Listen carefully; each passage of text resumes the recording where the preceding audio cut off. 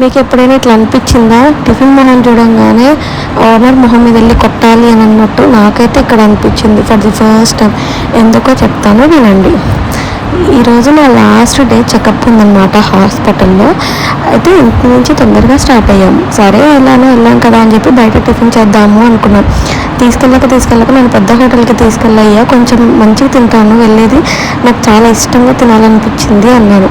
మా వారు నేను అడగంగానే ఒక మంచి హోటల్కి తీసుకెళ్ళాడు. అక్కడ ఒక్క స్టార్టింగ్ ప్రైస్ దోశ వచ్చేసి 60 రూపీస్.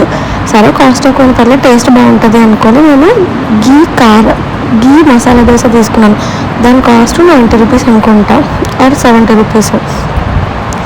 అది నా దగ్గరకు వచ్చిన తర్వాత దాంట్లో అసలు గియ్యే కనిపించలే. ఒక ఆలుగడ్డ కూర మధ్యలో వేసిచ్చాడు. టేస్ట్ అయితే నా ఫేస్ చూస్తేనే మీకు అర్థమైపోతూ ఉండొచ్చు. నాకు ఇంత వరస్ట్ టిఫిన్ ఎక్కడ తినలేదు అనిపించింది, అంత చండాలంగా ఉంది. మా ఆయన తీసుకుంది ఆనియన్ దోశ, దాని కాస్ట్ 60 రూపీస్. పైసలు బొక్క అనిపించింది అనవసరంగా. రోడ్ సైడ్ బండ్లు తింటాం కదా, ప్లేట్ 30 రూపీస్ 40 రూపీస్, అదే నాకు బెటర్ అనిపించింది.